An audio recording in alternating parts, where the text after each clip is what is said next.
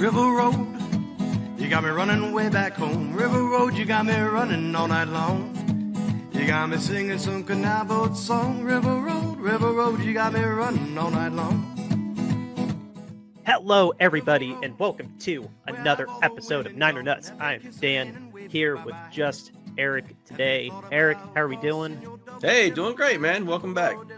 Yes, welcome back, everybody. We've been in the midst of our off-season of every other week. No James today. We are going to have James on Friday's episode, though. We were going to do our mental health special today, but we're pushing that to Thursday with James. We're definitely not doing that without him. So today, what we're going to be doing is, kind of a state of the franchise, kind of a loosey-goosey. I'll be honest, we didn't exactly...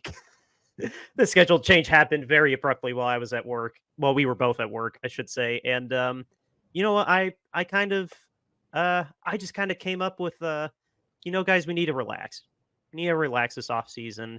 We don't have to talk about Brandon and how it's embarrassing. We haven't signed him yet that James would egg on. Like, I'm not even wearing a Niners hat today. I'm wearing a Yellowstone hat today because I just got this hat today, but but I'm also very eager for that, as I'm eager with a bunch of other things that have been happening that we could be talking about too. Like, we just had Memorial Day. Did you have fun for Memorial Day? Or the whole weekend, I should say. Yeah. I had a good Memorial Day weekend. Hung out with my kids. We are on kind of like a Monopoly kick right now, so played a lot of Monopoly. I am the champion of Monopoly right now, so won most of the games. That was fun, but yeah, I just really spent a lot of time with them and hung out and had a blast. So yeah, it was a good weekend.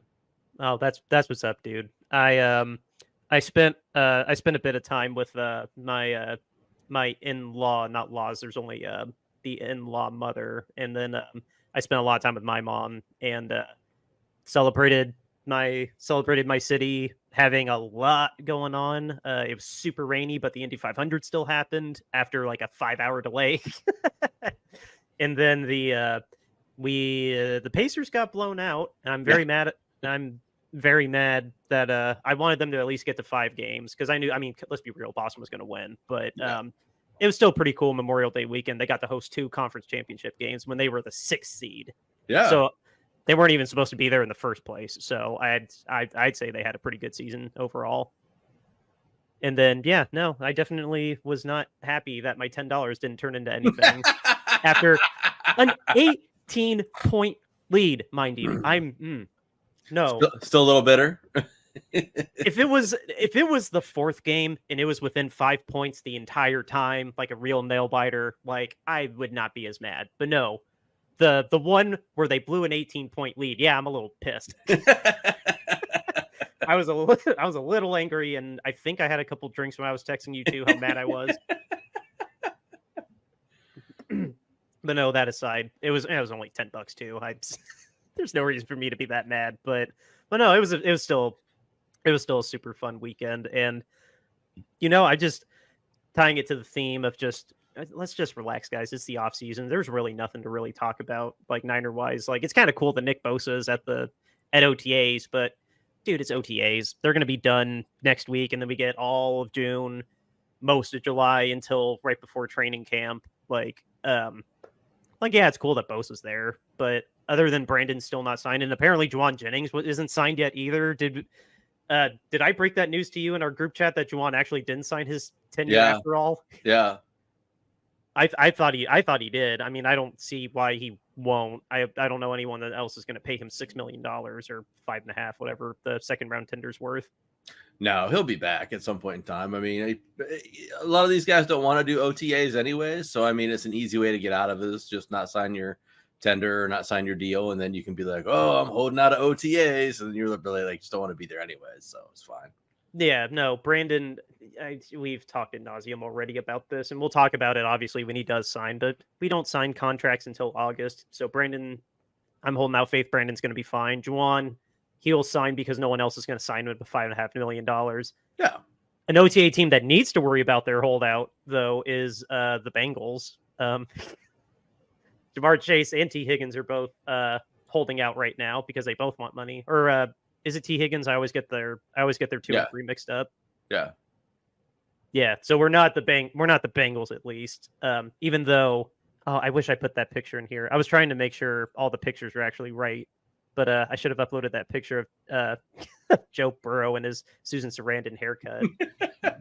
I don't know what Chase is doing holding out though. I don't think he's due for another contract yet. I don't think he's even eligible to renegotiate yet. Jamar Chase was when was he drafted? I'm trying to pull up his Wikipedia. He got drafted in 21, so 1, 2, 3. Oh, yeah, he's a little early. I guess he's trying to make them pay him now, which is kind of dumb because why would they void the 5th-year option and sign him to a deal now? Does he not know what franchise he plays for? I mean, it's 0%. I mean, 0% chance of getting a new contract on this contract year. It's no shot. No, absolutely not. They need to sign Trey Hendricks first. Like if I've never gushed about him on mic before, besides just to you guys, Trey Hendrickson is an edge rusher that plays without gloves, and that is badass. And they need to re-sign him because I think he had like 13 sacks last year. Like he didn't have a nothing season. They need to re-sign him because he was holding out for money. So yeah, he's going to be a priority over Chase when he's signed for 2 years technically. Because of course, if they had to make that decision today, they would of course pick up his 5th-year option. Well, yeah, I mean that just doesn't. But this franchise since the beginning of time has historically cheaped out and not paid people. There's no way all of a sudden they're going to be like, we should pay this guy extra money now. That's what we should do. That's no chance of that happening. If anybody's too young, I was too young to follow it in the moment. Like it was just out of my radar. I was like little when Carson Palmer requested his trade from the Raiders. You mean when Carson Palmer retired so he didn't have to play for the Bengals anymore? Yeah, it was. I know the story now, but like in real time, it was just a little ahead of me paying attention like that deep into football. But yeah, that was. I can see now in hindsight that was a colossal mess. Yeah, T. Higgins, I understand. Like that makes sense, but like Chase, like I get from his perspective. He's great, and I can understand why he wants paid, but like, does he not know that he can break Justin Jefferson's record next year? Yeah, Justin Jefferson's going to get like 35 or 36 million AAV. And then right behind him will be, who else is holding out for a contract? Who's the other one? CeeDee Lamb. Yeah, CeeDee Lamb. I can see Justin Jefferson getting like 36, and then CeeDee Lamb is going to get like 34 or 5, maybe 35 and a half. And then Brandon's going to sign one probably 32 because he wants to be higher than Amon-Ra St. Brown, allegedly. So, like, Jamar can get 38 next year. Yeah. Just read the room, Jamar. You're never going to get an extra drop of money out of the Bengals franchise, man. It's just not going to happen. No, this is the wrong franchise. Joe Burrow is such an anomaly. Like, this is the wrong franchise to pick a money fight with. Yeah, you're always going to lose. But whatever, more power to you. Have fun. You can make the argument that we're hard to get money out of, but we do pay. We make you wait. We make you sweat for it, but we pay. Yeah, the Niners traditionally always pay. They just they make you sweat for it. Yeah, they don't. They have certain concepts, and they have certain terms, and they have certain ways that they want the deals to be, and they seem to stick pretty firm and pretty hard to what they want the terms to come out to. And that seems to be the real sticking point on a lot of these deals with Debo and with Bosa and with Warner and with everybody that we've had to deal with over the last few years. They're trying to get these very team friendly, I guess. I don't know that they're that friendly, but team structured deals that they really want. And they're willing to play chicken all the way up until the beginning of the regular season to get it. And right, wrong, good or bad, it's worked out in the Niners' favor. The collective bargaining agreement where they can find the shit out of players and make them pay. What if it's like $50,000 a week or something like that for every game they miss or something like that? I mean, it's some ridiculous amount of money that the players get fined. They can't waive, excuse me, they can't waive the game ones, but they can waive the training camp ones, right? Something like that. But I mean, it's still a ridiculous amount of money that these guys end up getting fined now. Whereas before they would get fined and then it was just like magically like, oh, poof, gone, and it didn't matter. Whereas now it holds. So I mean, these guys don't want these fines when push comes to shove. I mean, you're still making, like a guy like Brandon is making like $4 million, on this year's deal. I mean, he doesn't want to pay, $2 million in fines. I mean, no one wants to do that. I mean, that's crazy. Well, yeah. Well, I mean, no, Brandon's making 14 on the franchise tag if he plays this year on the tag. Oh yeah. But I mean, yeah. So I mean, the same thing. You get the crap tax out of you in California, so he's only taking home like 7.5, maybe 6 3/4. Yeah, so you still don't want to pay $2 million in fines out of that. I mean, that's a lot of money. So, yeah. They're, like I said, the Niners are willing to play chicken to get the terms that they want out of deals, and that's kind of the hard ball that they sort of play. But they do pay. I mean, to your point, they will pay. I mean, Bosa got a boatload of money. Debo got a boatload of money at the time. Warner got a boatload of money. Kittle got a ton of money at the time. So, I mean, and Purdy is going to get a crap ton of money next year. So, I mean, oh yeah, I mean, it is what it is. It's just, you gotta do it their way. So, who was it? Leonard Floyd got a $30 million 2-year contract, didn't he? Wasn't it 30 million or was it 20? I guess 20. Like it was a decent amount of money, but it wasn't like he didn't shatter any records. But no, he got a decent amount of money for a 31-year-old pass rusher, or a 30-year-old pass rusher. So no, we will pay. Just some players have to sweat it out and others don't. No, you talking about the CBA actually reminded me that the NFL is going to be doing they're going to be testing getting rid of the chain gang, like something actually substantial and big. Yeah. Let alone the changes to the kicking that we're going to see this year. But we might not have a chain gang anymore. Like, what did you think about that? Well, I think it's about time. I mean, it's pretty ridiculous that for the last however many years of football, we've had two dudes with sticks coming out to determine, if somebody made a first down or not, on this archaic concept of, a chain measuring 10 feet or 10 yards when, we've got all this technology now that can spot the ball and measure the preciseness. I mean, we can track how fast the guy is running down the field and how much, inches of separation he has between him and the next guy around him and all this stuff, but yet we can't tell where the ball is. I mean, like, come on. So, I mean, I think it's definitely time that we start using that and move forward with that technology. I hope they expand it. I mean, I hope they use it to see, like, when the ball breaks the plane of the goal line. I mean, I think that's the next logical step to take it. If they can really prove that it works for determining a first down, then let's use it to determine whether the ball breaks the plane of the goal line or not. Because, I mean, how many times,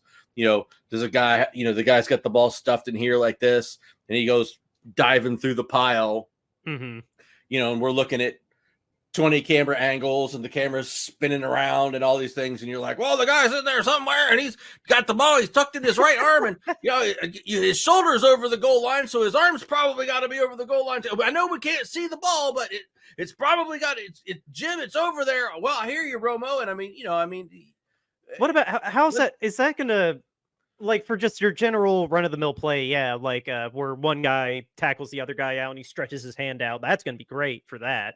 Yeah. But I'm just thinking, like, what about like dog piles, like tush pushes, or a running back that decides to go under the line instead of over the line, where we have to trust that his knee did or didn't touch the ground, like, because the siren might have gone there, the signal might have gone off to the infrared sensors, but what about if if we can't prove that the guy's knee did or didn't touch, like. There we go, because that's definitely going to happen at least once. I don't know, put sensors in their knees too. I mean, like, just put sensors. I mean, like, on their all over their body parts. I mean, like, it shouldn't be that hard, right? I mean, I should be able to put a sensor in their knee pad to tell whether or not their knee was down or something, right? Yeah. I Oh, mean, it's gonna be great for the ones where last year or 2 years ago, Lamar jumped over the group, and I mean we had the camera angle that saw the ball didn't cross the line before the Bengals hit it out. yeah, But for other situations like that, that's gonna be great to see if they got just enough, and then like it crossed the line before it got fumbled. Like there's gonna be tons of moments like that where it's gonna actually like matter and be very helpful if this technology actually can be implemented correctly and yeah, accurately. yeah. Well, can we change the rule about fumbling out the back of the end zone too? I mean, I would like to change that while we're on that subject. I mean, let's do that. Let's do away with that too. I So, I've heard one argument that I kind of understood where they were coming from, where from a defensive standpoint, there's so many penalties already that are stacked against you to like set you up to fail. Like anything can be a pass interference. You have to hit in this exact target zone, or you're going to get flagged for roughing or horse collar, or now it's a hip drop tackle. Like there's already so many fouls set up to make the defense fail that maybe give them this one that's such a catastrophic flip to get their offense back on the field. Like let's just let them have this one fail safe that doesn't actually happen that often. I'm not saying I'm on his side. I am on your side, but hearing that argument, I was like, okay, that's the best argument I've heard to keep that rule, even though I still agree with you. I think it's stupid and it's way too OP. Like it's not OP is not the word I'm looking for, but you know what I mean. I think yeah, it's way too harsh. yeah, yeah. I don't know. I mean, I guess I could go with that. I mean, I don't know. I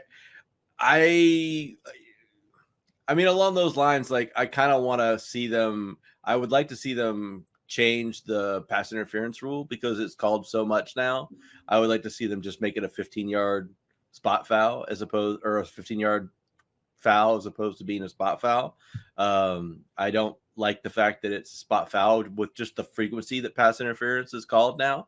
I mean, I back wouldn't when, I wouldn't say 15. I would say just 10 yards. Just move the length of a down or whatever you call that, what you call the 10 yards. Just move it 10 yards so it's automatic first down that way. It's not the overkill of 15 yards. And then, yeah, get rid of it being a spot, because it being a spot foul for like a 40-yard bomb, like that's yeah, ridiculous. yeah, yeah. I mean, just back when I watched football, growing up as a kid and stuff. I mean, like, pass interference. I mean, like it existed, but it like wasn't really a thing. I mean, guys. You had to would literally rip the guy's face mask. Yeah, I mean, you had to really interfere with a guy to get a call. I mean, you had to really crush him before the ball got there to get a call, or And obviously push-offs were just a part of the game. yeah, or really obviously grab him, or some sort of stuff like that. I mean, any sort of just like contact and stuff was just, you were playing the game. And yeah, you're trying to get open and he's trying to cover you. Like it's touch football. That's part of the game, is touching. yeah, so I mean, when you got a pass interference call back in the day, it was like, oh, okay, all right, the guy was pretty obviously cheating, so that makes sense. But like nowadays, it's just so common. You see probably, gosh, some games you'll watch, you'll see 4, 5, 6 pass interference calls in a game, and you're just like, ugh. And I mean, they change the game, so much, the momentum of a game, the parameters of the game, and just like everything of a game changes so much on just a couple of those calls. Like you said, I mean, you heave one up, and I mean, it's not even a good play, and you're like, pass interference, and you're sitting there as a fan like, well, the guy was never going to catch that ball in the first place. But nope, that I think I've seen one time in my 40-some years on this planet where they've ever ruled a ball uncatchable. So I mean, like, they never do that. So I mean, it's always, yeah. I mean, maybe once a month, if that. oh, yeah, if barely. But I mean, the ball's somehow always catchable no matter what.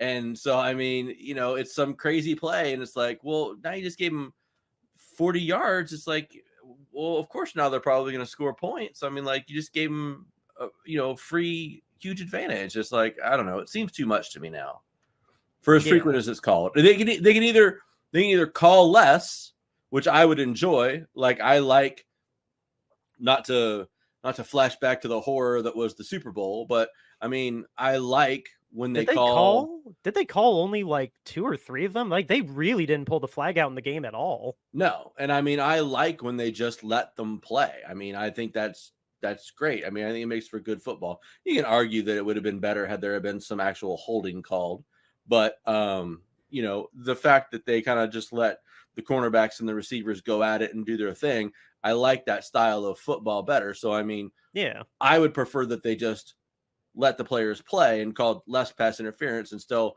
left the penalty be a spot foul, but they don't seem like they're going to do that. So in my world, I would rather they just make it a 10 or 15-yard penalty and then keep calling it with the frequency that they do. Yeah, just flip the downs for 10 yards. You don't need to overkill with 15, and we definitely don't need to overkill with spot penalties. Like, I don't know. It seems like the whole time I've been like super conscious and like deep diving into football that like even all the way back to like 2010, like that's the main thing. That's one consistent thing that we've just complained. We've never gotten proper ways to call pass defense plays at all. Like the one year that we could review pass interference, how disastrous that was. Yeah. I thought that would turn out to be a lot better than what it was, and it just turned out to be a disaster. But you're right, too, because you have defensive holding, which is a free first down all the time, which that sucks. How many drives are completely stalled out and going nowhere, and all of a sudden they're like, oh, defensive holding, and you're like, oh, geez, here's a free first down for the team to just keep moving on, and you're like, well, yeah, what was that? And half the time you're like, okay, I guess. Yeah, it sucks being a defensive player, basically. Like, unless you're a pass rusher, like, and even still, you have to worry about being held. But I'd rather be a pass rusher than a cornerback. Like, that's a hard ass position to play now. Oh yeah, I mean, cornerback or maybe even safety is probably two of the hardest positions to play in the NFL now. And not because like their skill is so much more different than the other positions, but just like what you and I are talking about, the rules are just set up. They're so looking for you to mess up. Yeah. The rules are just set up so against them that like you can't do hardly anything to actually play your position. I mean, safeties used to be able to come across the field and just murder people, well, they did, like yeah, guys. No, you're right. I've seen, those little slot guys would be coming up the field and doing a little skinny post and trying to catch some ball and would just get obliterated coming across the middle of the field by a safety. And I've seen running backs say that safeties were the worst players, the player that they want to get tackled by the least because they had the most momentum. Yeah, I mean, your running back would cut through the line and then dodge that linebacker, and boy, oh boy, here would come that safety who had just been cutting like a bullet the entire time right towards the line of scrimmage, and he would just plow, lining you up and crushing you. So, I mean, safeties used to do that stuff all the time. Your little slot receiver guy would come across the middle about one time against some teams, and that would be it because A, he either wasn't getting back up, or B, he got back up and was like, okay, message received. I'm not coming across here again because I'm not going to get it again. So, I mean, there's a great clip of Ocho Cinco where he comes across, and it's Ray Lewis, so it's not a safety, but I mean, it's the same kind of concept. He comes across the middle sometime trying to make a cut, and he's trying to hit Ray, and Ray just obliterates him, and he's laying on the ground, and he's like, oh God, oh, and he comes back over to the sidelines, and he's like, oh God, guys, I tried to hit Ray. It hurts so bad. I tried to hit Ray. Nope. I mean, good luck, buddy. Yeah. So I mean, they used to just play on a different level, and then cornerbacks the same way. I mean, like you and I were just talking. I mean, you used to be able to, you weren't pushing guys off and stuff, but you were hand checking your way down the field. You were, going like this, and you were able to look back at the ball and still keep your hand on the guy at the same time to know where he was and stuff like that, and be able to feel your way kind of up the field with your receiver. And now you can't do that. You got your hand on the receiver, they're going to flag you immediately and stuff. So, I mean, now you've got to really, it's so much more difficult because now you've got to really run and watch the receiver, and you can't really turn to get your head back to watch the ball until the receiver sort of tips you off that the ball is coming, because you've got to watch the receiver the whole time. So yeah, it's way difficult. You know how much BS it is when it's a curlback or a comeback and it gets flagged if the defender happens to be like, he let the guy behind him because he's trying to get the leverage for a deep pass, but then the receiver knows it's a comeback. He starts to come back, basically trucks the defensive back, and the back gets the flag. Like, what the hell? Yeah. That's the most aggravating PI flag I see. Yeah, that reminds me of that basketball play you were talking about, the finals earlier, which they outlawed, thank God. But Dwayne Wade used to do it all the time, where he would pump fake guys into the air and they would jump, and then as soon as they jumped, he would just jump into them and then throw the ball and get a foul. I mean, that was the thing. The NBA, they were doing that all the time. What a loophole. Yeah, they used to do that. That was like a thing for I don't know, it's probably a good 5 years in the NBA. I don't watch the NBA that much, but that sounds like that should be banned. Yeah, they would just, guys would get the ball and they would do this pump fake, and the guy would jump, and as soon as they jumped, they would just jump into them and then get a foul. And it was like, God, that's so fun. That's so. But they did finally outlaw that. So they finally made that not a penalty, or like a penalty on the guy that did the jump.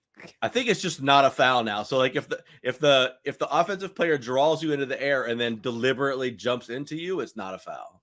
Oh, weird. I would think if it used to be the defensive player, it should be on the offensive player, and then it's just a throw in, like not a free point for the defense. It's just a throw in. No, I think because generally then the offensive player kind of has to because you have to be in the act of shooting for it to be a foul. So I mean, then the offensive player just kind of is like flinging the ball. So I mean, usually it ends up being a turnover anyways. But right. Yeah. No, I'm so fair weather to go into the weeds like this. Like, oh, I know. I don't watch that much NBA either. I just know it because, like I said, Dwayne Wade used to do it all the time. He was, mind you, he was great at it. But I mean, for sure. Yeah, but I just know that they got rid of it because of him. Oh, I can tie this into the Bay Area. I was telling my fiance or my wife now. I was telling my wife about the Celtics sweeping the Pacers, and again, yeah, no, the Pacers weren't going to get past the Celtics, but I was hoping it would go to at least 5, so they could hang that meme banner that says "wasn't swept by Boston."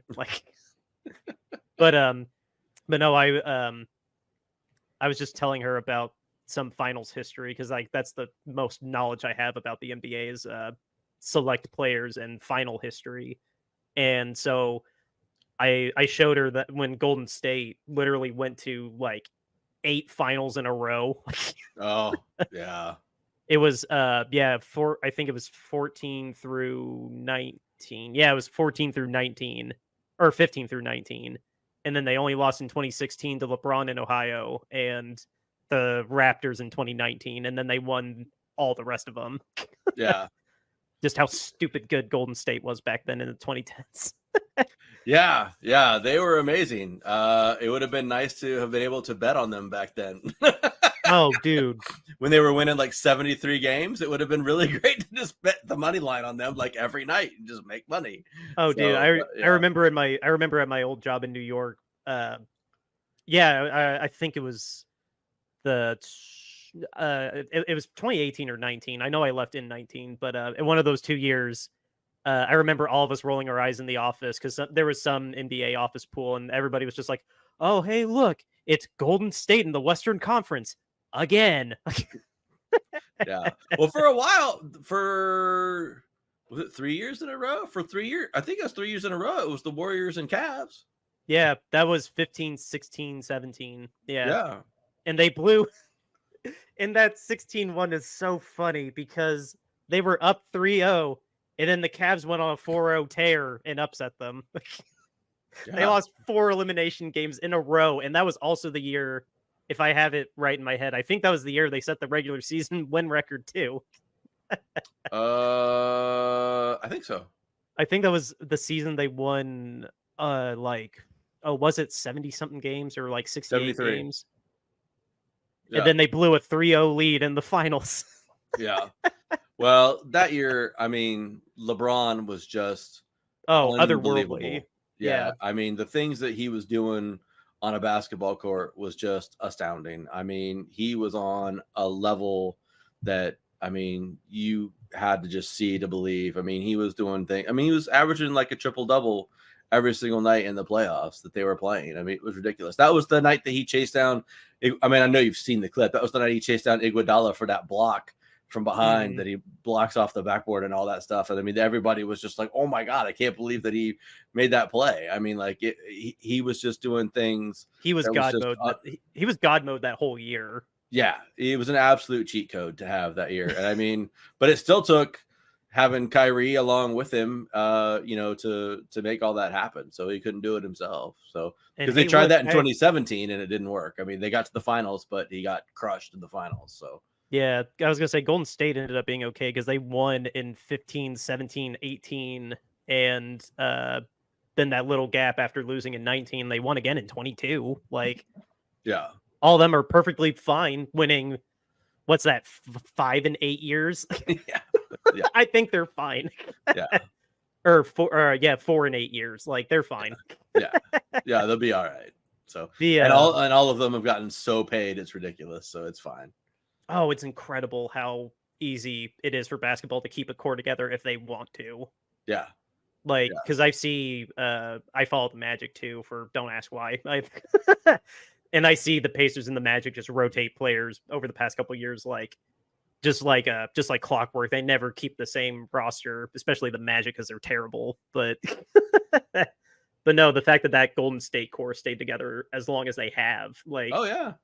Draymond Green is only like now starting to get bad, and Klay Thompson's just now starting to be a sixth man. Like, Klay just got paid again. Yeah, Klay just got like 4 for $270. I can't believe how stupid. Well, no, that guy from Dallas is about to get paid like a 7-year, 380. Yeah, Doncic's about to get he's eligible for a 3-year, $370 million contract. Like, yeah, literally, like, he's real good. He's real good. I remember dividing it, and it was like $68.5 million a year. Like, Jesus Christ. Yeah. He's real good though. Doncic real good. Well, yeah. While we're taping this, tip-off's about to happen for Dallas sweeping the Timberwolves. So. Yeah. Obviously you're listening to this now, so you know, but that's a valid point. Hey, listeners, who won? it's very here in the past. We can only say it's very likely a Dallas and Boston finals. Yeah. Which no, Dallas is stupid good. I was impressed with Minnesota taking out Denver, but the Mavericks are making them look like a AAA team. Well, I mean, Doncic is really, really good. I mean, people underestimate him, let's face it, because he's a white guy, right? And he's kind of a doofy white guy. Yeah. But people underestimate him because of that. But he's really, really good. I mean, he shoots well, he passes well, he rebounds pretty good. I mean, he plays both. He's a pretty decent defender. He shoots, lights out from threes. I mean, he does everything that you can expect offensively. And then, I mean, he's got Kyrie on his team, who Kyrie's a total head case, and I don't really like Kyrie as a person. We don't need to rehash what happened to him 4 years ago. Yeah, but as a basketball player, strictly, if I just focus on the 48 minutes that Kyrie is on the court, Kyrie is one of the most talented basketball players in the NBA. So totally. If you can get him focused and keep his head on straight and get him to buy into your team and what you're doing, he's a top 10 talent out on the court, and he's capable of seriously elevating your team and elevating anybody around you, because again, he can score 30 points a night. He can shoot from outside. He has ability to find people on the court for assists, and he's a wizard with the ball. So, I mean, they've got two guys that can really just make things happen out there for them. They probably have even more beyond those two guys, but those, I mean, that's all I know about the Mavericks is just Doncic and Kyrie. But just those two guys is enough, generally speaking, to power them past just about anything. If those guys are on and playing their game and where they're supposed to be every night, that team's going to be tough to beat. Now, going up against the Celtics, that's going to be a tall order because the Celtics have a ton of talent on their side too. And they've got the superstars to match. So I don't really know what that matchup would be like. Definitely going to be a challenge, I think, for both teams. And I'd have to know more about what Dallas fills out the rest of its roster with. But it would probably be fun to watch if I actually had ESPN. I will give the Pacers a little bit of credit that only the first game was really out of hand, if from what I remember, because every other game I think was decided by like 5 or less points. Like the 18-point comeback was literally a 1-point game. The game yesterday was decided by 3 points, and I think the last game in Boston was decided by 4 points. Maybe it was 5. So like they gave it their all against Boston. Boston had to win those games. They didn't obliterate them except for game 1. So yeah. Well, and you lost your best player the last 2 games, so we still had an 18-point lead without Halliburton. Make me want to flip my desk. Like, and you lost your $10 by 1 point. Yeah. I had that just sitting in DraftKings. I was like, oh, I must have deposited this like after the Super Bowl. Like I forgot I had any money in it. And I was like, hey, you know what? I'll throw it in this game. They're on a 10-game home winning streak. And I have been wasting so much. I say so much money. It hasn't been so much money because I've won a little bit here and there. But just every day, I'm essentially betting like $2 a day. I'm betting $1 on some team to it's a money line bet. Yeah, a lot of baseball parlays. Yeah, one team a day is a straight money line bet, but they have a bonus in DraftKings where if the team goes up by 2 runs, you automatically win. So okay. So it's like tonight, for instance, I took the Guardians. They're playing, I don't remember, somebody not very good actually. And so if at any point in time during the game, like say the first inning, some guy comes up and he hits a 2-run home run, right? Mm-hmm. Boom, my money line bet cashes. I automatically win. The Guardians could lose 35-2. My money line bet cashes because they got those 2 runs early on. So I've been playing. Okay. I've been playing that every day, and that's been hitting fairly all right. And then I've been going on, and I've just been making some sort of parlay myself every day, and just betting $1 on that every day. Where I go and I pick 3 or 4 teams that I think are going to win, and I try to make them into my own little parlay and try to win that way. So I've just been. Just because there's no football to bet on, I don't know what I'm supposed to do with myself. Oh, dude. I'm betting stupid baseball games that I know nothing about. I literally go on the ESPN website. I just pull up the schedule of games for the day, right? And I go through and I look at all of the teams and I'm like, those teams' records are too similar. Those teams' records are too... Oh, that team's got a pretty good record over the other team. Let me see who's pitching. And then I look and I go, those 2 pitchers are too similar. I'm not betting on that game. And I'll look at the next one. Then James will fill in the gaps. I know James fills in the gaps of like, oh no, this guy sucks against Philly. Go bet on that one. Yeah, every now and then I get a winner from James. But then I'll look and I'll be like, that guy's a really good pitcher. All right, I'm taking that team tonight. So I bet it all on basically like what are the team's records, and then I look at their pitchers that are going that night, and if like the pitchers, like I find the best pitching matchup. So tonight, like I've got like I think a 4-team parlay going, but it's really just I'm basically just betting all of the teams that like are doing well. So like I bet the Yankees a lot, I bet the Phillies a lot, bet the Dodgers a lot. But I mean, it stands to reason if those teams are going to win 90 or 100 games over the season, that like I don't know, over the course of the season, those should all line up at some point in time and give me wins. So Yeah.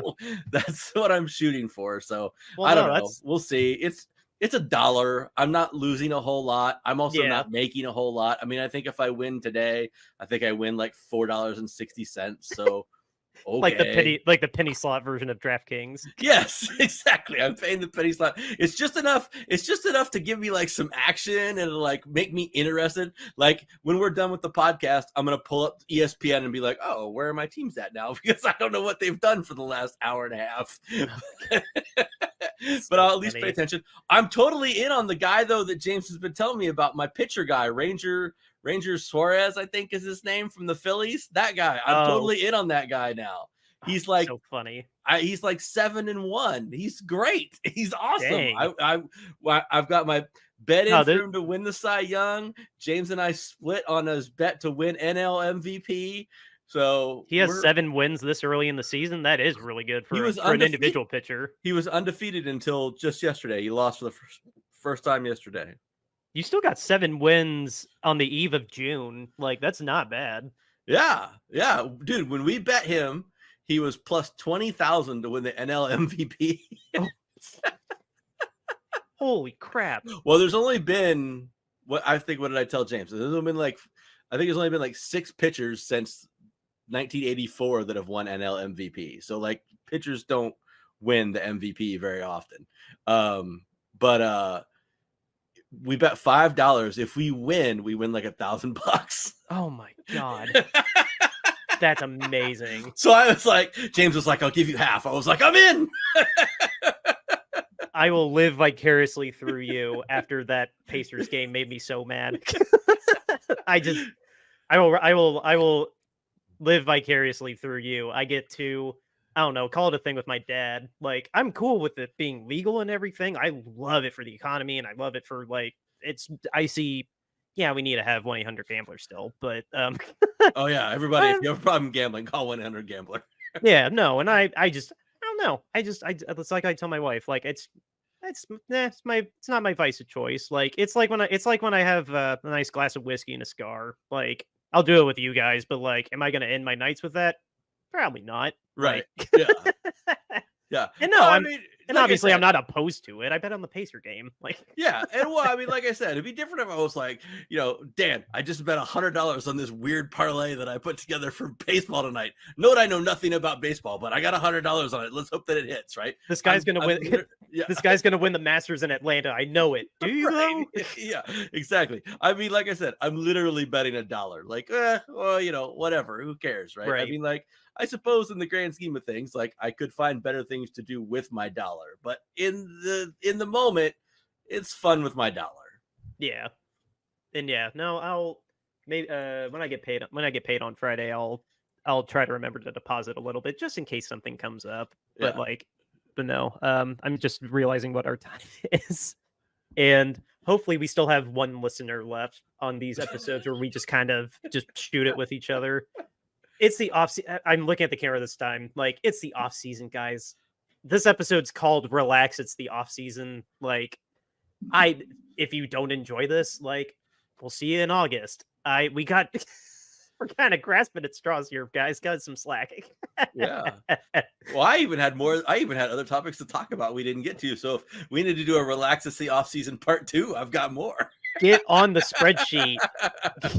Here's another peek behind the curtain. 3 years into the show, I just now made a Google spreadsheet for off-season ideas. So this, in theory, shouldn't happen. Well, they're not really great topics. They're just kind of like, random things like this to talk about for 5 minutes. They're not like a whole show. Spreadsheet. I sent you all the spreadsheet, and I know James is busy now, but I'll get on him tomorrow to get on it. But no, I do say that, kid. I do say that facetiously. Like I love these kind of shoot it episodes. But we're at 45 minutes, and I got to get out of here. So I am going to reintroduce you all to our sponsor, and I got the graphic back. Oh, now did you have to make it, or did you find it? Oh no, I found it. I just had to go to an email and re-download it. I don't know why. I don't know why it disappeared, but it's back now. All right, boom. Yes. Everybody, go buy. Yes, go to royalretros.com and check out their retro jersey collection. It's their staple. It's what they're known for. You here are football fans, which hopefully you're still listening, even though we spent 15 minutes talking about basketball. But they have jerseys for all the sports on there, all the major sports. And right now, they have a candlestick collection. It's curated with the Bay Area in mind. And you can use the promo code Shady Sports to get 10% off of your entire order, not just one item. It's 10% off of your entire order when you use the promo code Shady Sports at checkout at royalretros.com. It helps us out. It helps our parent company, Shady Sports Network, out. Again, promo code Shady Sports to get 10% off of your entire order at royalretros.com. Go get yourself an authentic throwback jersey today. Were you checking if the candlestick collection's still there? Oh no, I was adding a show idea to the sheet. Hey, there you go. There you go. Justify my effort I put into that, which was Yes. virtually no effort. I just had to Google how to make a Google sheet, which is ironic. But anyway, guys, we are still raising money for charity during this off season, and we were inspired to do this because of just a little bit of hypocrisy there is when it comes to player standards and owner standards. We find out players get in trouble like sometimes before their inner circle does, and owners, they get away with stuff for weeks, months, even years in some instances. So we just see a little bit of hypocrisy in that, and that's inspired us to create the hashtag owner accountability, owner standards over player standards, because we think they need to be held to the same accountability at minimum, if not more, than the players. And in doing that, we've also created these shirts, like I said. And here, maybe, there's the first one. This is more or less our standard shirt. It's got owner standards over player standards and our hashtag owner accountability on there. This has the most variety of colors, the most variety of designs, like long sleeve, hoodie, sweatshirt, all kinds of sizes. And all the proceeds from every one of these shirts I'm about to show you will be going to our crisis center in Kentucky that we have partnered with. The next shirt is the alternate the alternate show logo. I clicked the wrong one, but this is the alternate to the show logo that you see on Apple Podcasts and all the major podcast platforms. This one James has in red, and it's awesome. It is a wonderful shirt. Same thing, pricing starting at $22.99. Anyway, here's the OG. This is the cover art that you see when you start every single episode. This shirt is only in gray, but again, pricing starting at $22.99, all kinds of sizes and styles.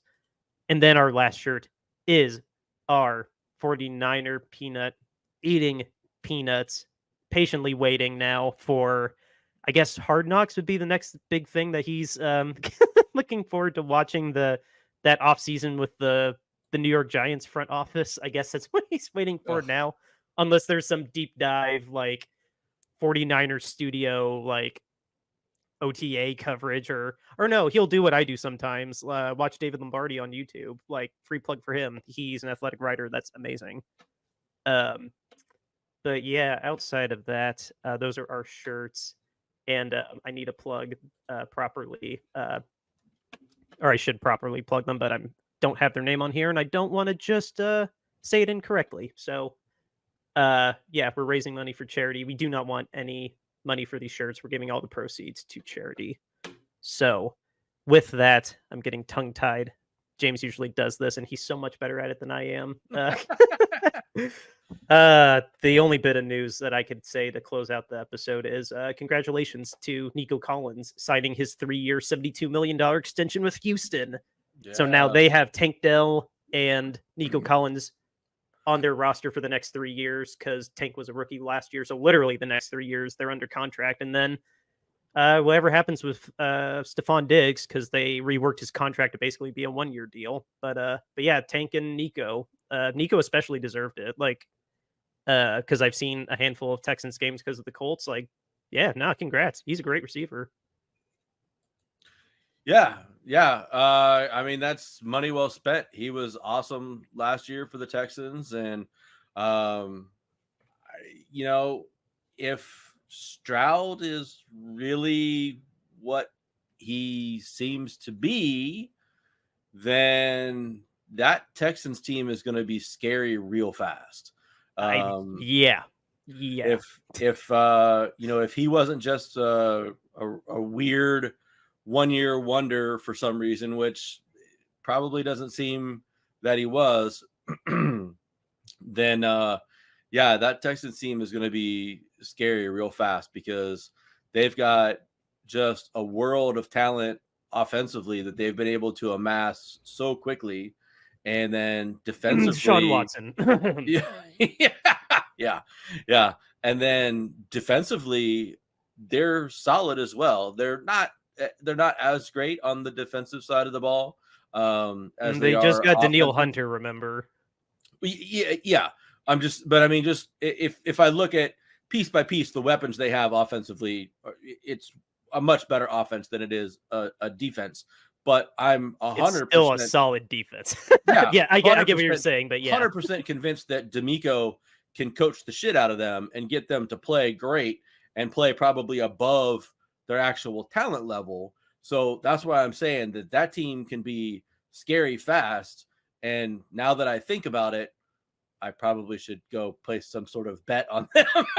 Oh, they're to at least win. What are their odds to win the odds to win the AFC? The AFC South have got to be easy, right? Oh, I don't have DraftKings right in front of me. I played around with my overlays. I don't have that anymore. I have all the schedules though, but that doesn't help. The AFC South is theirs to lose. Like, it's just their offense is Nico Collins, Tank Dell, Stephon Diggs, Dalton Schultz, Joe Mixon, and CJ Stroud. Yeah, that's right. They got Mixon. I forgot they picked him up too. No, their offense is ridiculous. The ceiling for this offense is top 5. Like, this offense could be stupid good. Like, flat out bottom line. Like, this offense has no reason to not be a top 5 if they actually hit on all cylinders. Like, yeah, gosh, who's there? They better have a really good backup quarterback because like they're unfortunately just it's General Mills. Yeah, it's still General Mills. They didn't trade him yet. He's still on his rookie deal. Well, they're unfortunately he's CJ not that Stroud injury away from. He's not that bad. He's not. He definitely shouldn't play over Stroud, but he wasn't that bad. No. There were worse quarterbacks in his class. The Texans are plus 850 to win the AFC. Ooh, is that worth like a little $2 bet? Yeah, that's worth a $2 bet. Yeah. Am I going to bet that as soon as this show's over, Dan? Yes, I'm going to bet that as soon as this show is over. I don't have another hour. I do have to dip, but that'd be great. Like, if we dedicated, like, you got no 49ers news. Look how stacked the AFC is. Can the Texans actually pull it off against the Chiefs, the Ravens? Let's not say the Bills, the Dolphins. Like, I mean, I think the Bengals, if Joe Burrow can stay healthy. I'm going to go look at their defense and see how good their defense actually is. I think they were top half. But yeah, no, we don't have to keep talking on the show, but because we're just kind of rambling, but yeah. That's all I got news-wise. I just wanted to celebrate Tank Dell. I love it when people get paid. So, anything you wanted to say real quick before I sign us off? No, just thank you very much, everyone, for who listens to the show. We really appreciate you every single show, every single week. So thank you very much. Yes, we will be back Friday with a mental health-centric episode with James. James will be back. And it's going to be a real special episode next week that we've been looking forward to doing. Another episode that's not about football. Sorry about that, guys, but it's Happy May. Summer. Yeah, it's May. But next week will be a real special episode for us. And yeah, we'll just see you then. The outro music is River Road by Justin Muth. So we'll catch you on Friday, guys. Later.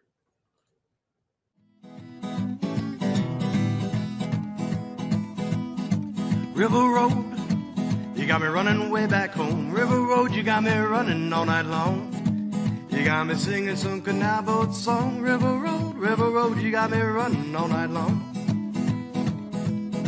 River Road, Where have all the women gone? Have they kissed her hand and waved you bye-bye?